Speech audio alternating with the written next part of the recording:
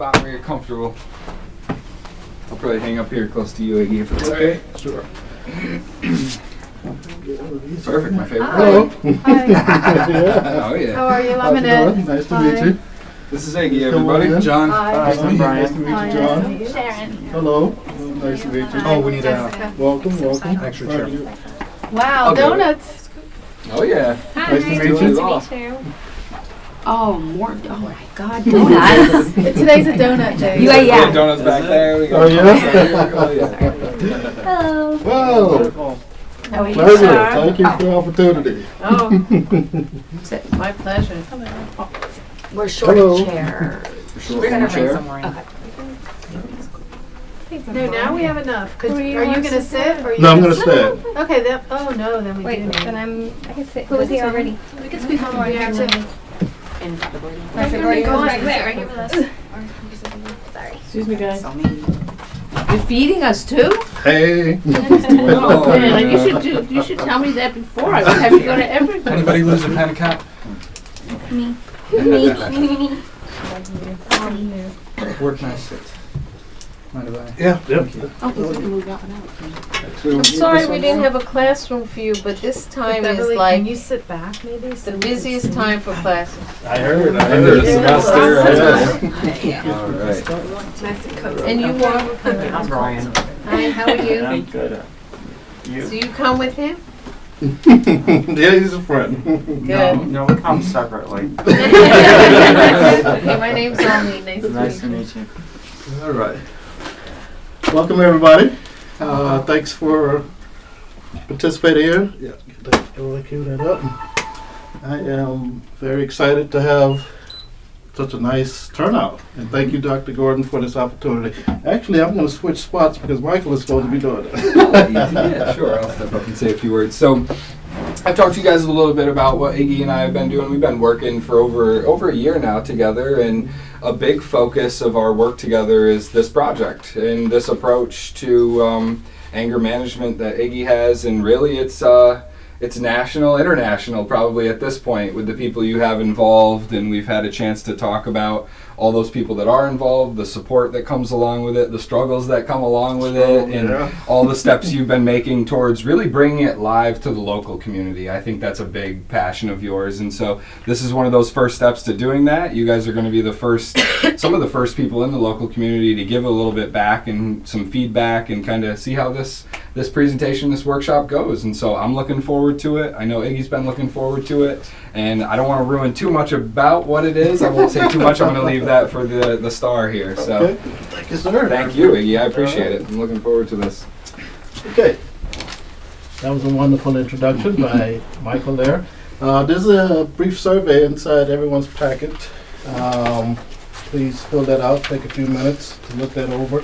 Then get a chance to set up the video that I wanted to set up, because I wanted to do the video.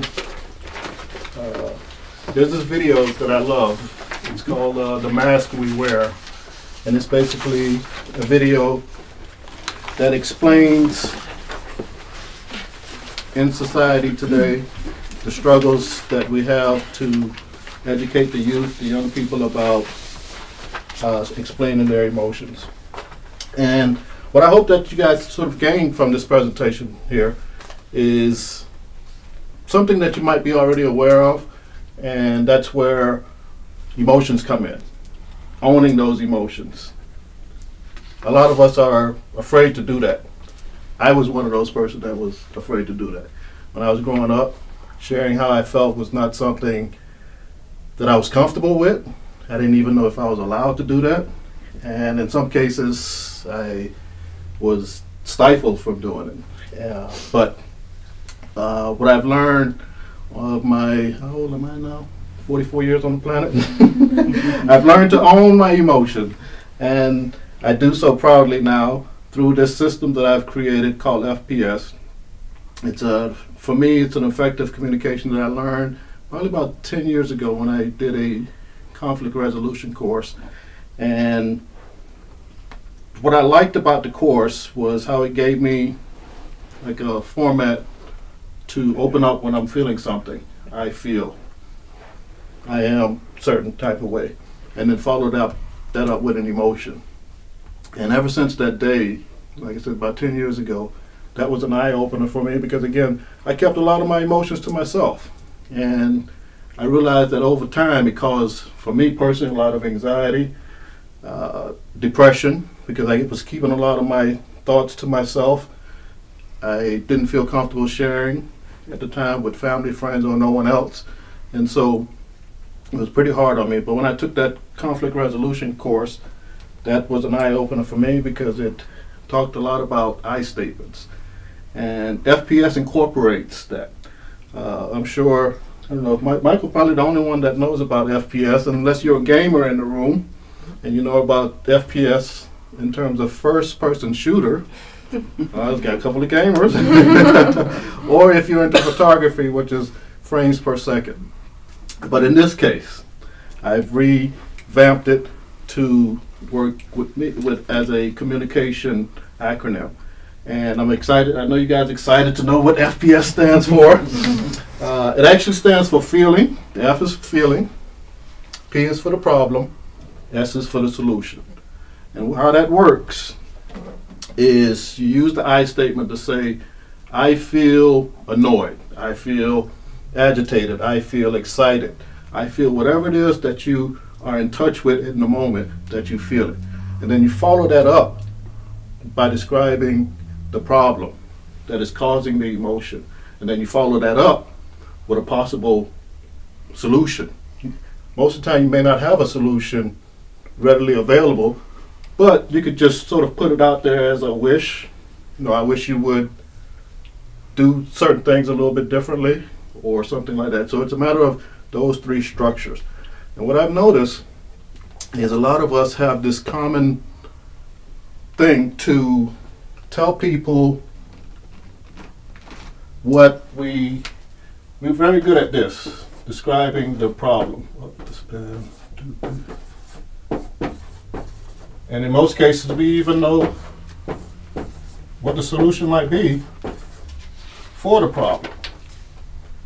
But I find that the feeling part, for some reason, gets left out. And who can tell me why? Any thoughts on that?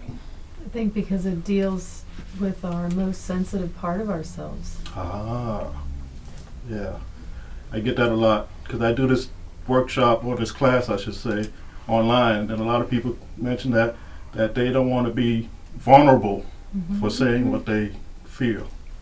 And that's why for a lot of people who are in my online group, that's the number one reason, and they're not comfortable with describing what they feel. And another thing with this is they might have a feeling, but they may not know what that feeling is and how to put it into words. So they struggle. And so that's one of the reasons why the feelings is left out. But we were very good at describing the problem, and we might hit on the solution every now and then. And but that's what I, for my purposes and this technique that I came up, and I've been talking to Michael about in all my sessions. It's all about feeling, problem, solution. Now, who can tell me why the reverse order of this would be a problem?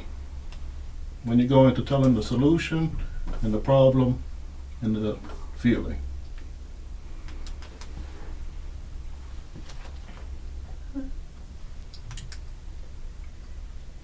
No thoughts? Working backwards from a solution, Right. why that might be. My guess is, I mean, we're human beings. That primarily we're always going to have a feeling to provoke behavior. Mm-hmm. So Okay. But if I were to say to you, can you pick up the dry cleaners for me? If I was having a conversation with you, and I say, can you pick up dry cleaners for me? That essentially, in that conversation, will be the solution. If you hear me say that, what would be your thought, or what would that make you feel? Would you be okay with that? I'm your friend. I say, hey, what's your name again? John. John, can you pick up my cleaners for me? My dry cleaners at the, I'm expecting the meeting in about an hour. So you mind picking up my dry cleaners? Sure. If we were on good terms, if our friendship. Yeah. If we weren't on good terms, I might tell you no. Oh, okay. Well, okay. Hypothetically speaking, if you weren't on good terms, and I went to that, how would that make you feel if I were to ask you that? You're trying to use me. Good. Okay. Not only that, I didn't even tell you why I wanted you to do it. I just went straight to asking you to do that. Then on top of that, I didn't even describe what I felt for the reason why I was asking you the situation. Okay. Yeah. So that's what I meant about doing it backwards. I see what you're We go with the solution, we go with the problem, and then we may hit on the feeling and may not. But what I tried to do, like, now if I were to ask and rephrase that same scenario, I would say, I'm a little anxious. Anxious would be my feeling. I'm a little anxious. The problem is that I have a meeting that I need to go to in an hour or so. Do you mind picking up No. I don't. picking up my dry cleaners? You see the difference? Yeah. There's more of a context now for Right. why you're asking. Yes, yes. Mm-hmm. You see? That covers everything. I didn't go right to the solution of saying, hey, can you pick up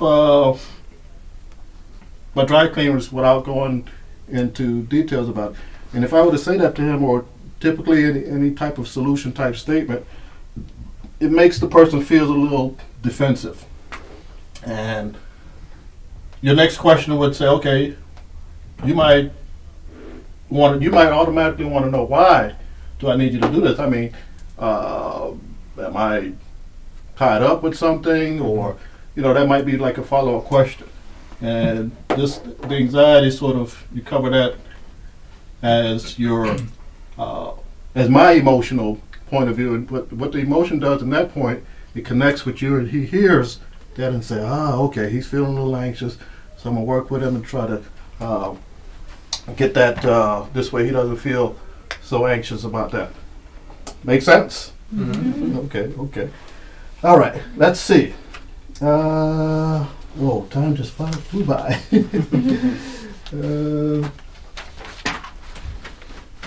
I think I covered two on the agenda. We are at about 4. Let's see, visual FPS. The testimony. If we can go through our workbook and look on page 34. And if we can go around the room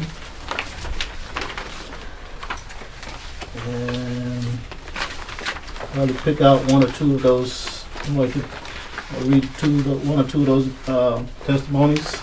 These are testimonies that I've gathered as sort of my, what would I call it, my support system, my evidence-based type thing of people, members in my online group, because I do an anger management online, and these are testimonies that I put together from people that have benefited from this FPS structure. Because again, a lot of people, they just focus on the problem, and a lot of them, they work up a lot of anxiety around the problem. And again, they might know about the solution, but because they leave the feeling part out of it, is where I find that for myself, I was in a lot of trouble. So what I do is I try to get the members in the group. Right now, I started that group off about 2-3 years ago. But there was nobody in the group at the time. But I think since Michael and I have been working, he's seen it grow from 500, 1,000, 1,500. So now we're up to about 2,000 members. And these are members that are often pretty active in the group. I interact with them. I get them. They come in the group, and they're very angry, and they need a place to vent. And so I provide that for them. And while they're venting, I also introduce them to FPS. And of course, no one is familiar with FPS outside of this group and the online group. And so over the years, what I've done is I've worked with the members in the group, and this now is something that I've worked diligently to try to bring it to the public, as Michael had said. So that's what has brought me here today, along with these testimonies that continue to inspire me. And if we can go around the room and probably read one of them. Anybody named Ashley wants to read Ashley next? My name's not Ashley, but I'll read it. And it says, "Hey, I want to get the most out of this group and life. Anger stands in the way of everything, but FPS helps put the craziness of anger into a nice, neat order, and it's useful that way. It's hard, but it's very helpful. Thank you for showing me the FPS way." Okay. Else. Yeah, that's somebody else. Yeah. I'll read another one. I've been controlling my anger pretty well lately because whenever I get angry, I use FPS silently, and usually I realize I'm mad at nothing, and if it is something, I can handle it in a much better way. A lot of my personal relationships are going much better. Thanks to this group, I'm still working on it, but definitely improving. Thank you. I'll read another one. Tina says, "I'm thankful for everyone in this wonderful group, and I want to let everyone know that FPS has saved my marriage. I studied and still study and use it daily in my journal. Without everyone sharing in our ups and downs, advice, and caring, I don't think my marriage or me would be where it's at. FPS is a wonderful coping mechanism, and a special shout out to V, Natural Beauty, and how do you say your name? Igomene Joseph. Igomene Joseph, because you're both amazing and honest. I love you both." Wow, this is an eye-opener for me. It's making dealing with emotions much clearer and easier to understand. Thank you, Joseph Igomene. I like this one the best. Since being part of this group, I've been a lot better with my anger. I'm doing a lot better with my anger. I even got a night out with my man. It's been there for a while. I was hiding down in the man cave to avoid my outburst. I think that's great progress. That's great. So to me, what I've noticed with a lot of those and what Iggy's told me is a few things. It allows people to get a practical use out of it's like a tool that they have now that they can access. And also it seems like it's been helping people with their relationships. So not just with them, but with the people that they are closest to. I think it probably makes people pay attention to their anger more. Yeah. Anger, because these people have, anger's always been part of their lives, and now all of a sudden you've highlighted it for them. So that they shift their relationship with it. And so now they're looking at it differently. So if I speak this certain way, maybe I'll have less of that in my life. And that's exactly what's been working, and that's exactly why they share the testimonies. So I think it stops people. I'm angry, but it stops them to think about it. How do I feel? What's the problem? And how do I get to the solution? Yeah. I also was noticing that there seems to be a lot of empathy in there and attentive listening. Yes. And I think a lot of times in society we don't listen. We always want to say things. So from what I'm understanding, it assists the person to be able to express, but the other part of that is that the other person is listening. Yes. But not only the other person is listening, the person is also tuning in to the emotion that's being expressed. Because most of the time, I had asked the gentleman earlier, what happens when we go to the solution? The solution turns people off for some reason. I'm still trying to figure out why that happens, as well as the problem. But we get defensive. But when you start off with the emotion, it's like an attention grabber. And there's a connection between the There's two a connection, people yes. On a deeper level. Yes. That often happens. And I think but you have to be brave enough to be able to own that. Yeah. It takes some courage. Speaking of brave, I was just thinking about it. To go back to your question about feelings, I believe that some people avoid feelings at the beginning, especially when you're concerning anger. is because they don't want to feel vulnerable. Vulnerable. Yeah. Mhm. So they will avoid it and get straight to the problem, and through the anger, somehow come up with a solution at some point. Mhm. But it's saturated on that problem, because if I tell you that I'm hurt, you may from experience they may feel okay. They're gonna feel like I'm vulnerable. Mm. So That's a good point. That's Yeah. a good point.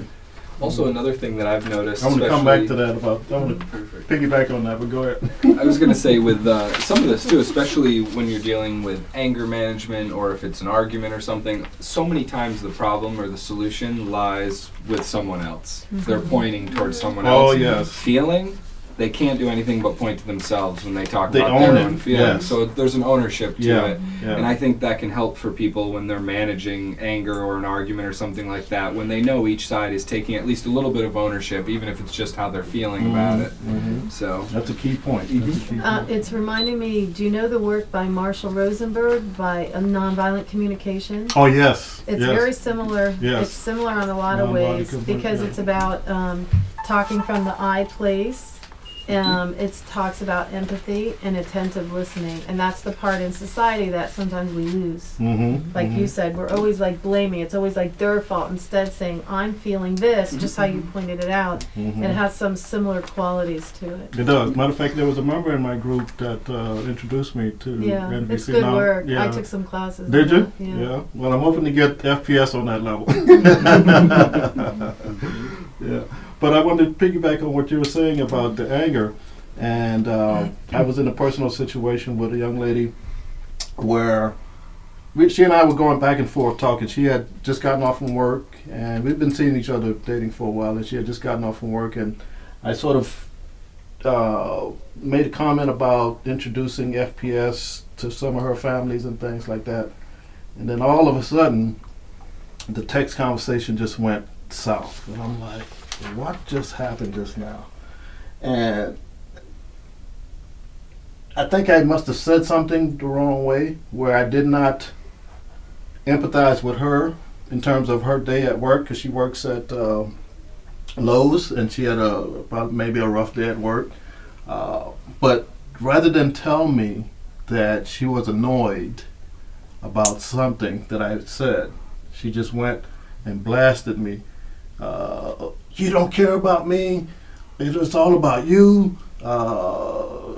It's all about, so much of the you state. She did not in that moment own how she felt. She just went, what you were saying earlier about, you. And to me, it was like, how do you address something like that? And, most of the time, it's not easy because, the person is frustrated. And at the same time, in my work, what I try to do is get the person to own that frustration. But what you were saying, they will not do it. That is so hard. It's so hard. And I'm still trying to, I tell people about this concept, but, the letters and the way they are situated, it sounds simple enough. Oh, I just said my feeling and then describe the problem and solution. Dr. Gordon is probably the only one who was probably gifted enough to to get that like that and run with it. They're smarter than I am. But owning that emotion is very, very difficult for us. And, we like I said, we have a good understanding of the problem. And we oftentimes know how to resolve it with the solution. But leaving out the emotion is very, very difficult. And I'm still trying to assess why. But going back to the nonviolent communication, that's precisely what it does. It gets the person to hone in on that emotion, accept it as their own, and being able to find the courage to share it. And I think that's when a light bulb moment happened for me when I first put this together after that conflict resolution course. Because that I statement, I was like, man, you mean to say I can own what I feel and then say it? And what was the opener for me was I used to work at Red Lobster before, back in my previous life, and there was this coworker who always used to give me a hard time. And he's part of why I'm in therapy now, but don't. I'm still working through that. But he used to give me a hard time. And I never felt comfortable enough to go and say anything to him about what I felt. But after that conflict resolution course, and the I statement that I learned it, I put something together where I owned what I felt. I went up to the guy and I expressed my feeling on the situation, and after that, it was like such a relief. It's just like like a breath of fresh air. Like I got that off my chest, regardless of what was gonna happen. And at the end of the day, it was a surprise to me that he had a good response to what I said to him, and I was like, oh. That I statement with the way I structured it actually worked, because at the time I'm thinking I'm going to make him more upset, and he's probably going to, he's in charge, he's going to fire me or whatever the case may be. But after that day, it was like we had a level of respect for each other that I admired, and I noticed that after that day that I said my piece about it, and it worked out. And so ever since that day, that is what has helped me create this project and put it all together. And let's see what else we got in here. In the interest of time, 4:30. You're here till what time, Michael? So we got just have to wrap before 5. Okay. All right. Let's see.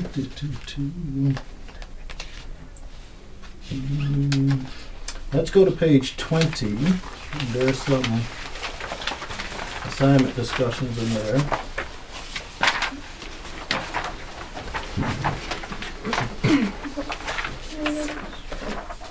Now the workbook that you guys are holding, don't get excited. You guys are not allowed to keep them. Unfortunately, these are workbooks that I use for clients that I work with, and we normally have like 1 or 2 hour sessions. Right now I'm doing them at my home. So I put these workbooks together from the work that I've done over the past 3 years from Facebook. So a lot of this material has come from that. And so what I do now is I take this workbook and I work with a few people to introduce them to FPS through this workbook, and I'm in the process of getting a copyright, putting it all together. And I'm excited. I had shared with Michael that I did a fundraiser online. I don't know if you guys are familiar with Kickstarter or GoFundMe or one of those type of projects. But I opened up a Kickstarter account. I put together the FPS communication thing, and I shared it with the members in the group. I had some great supporters, and I was able to raise $1,300.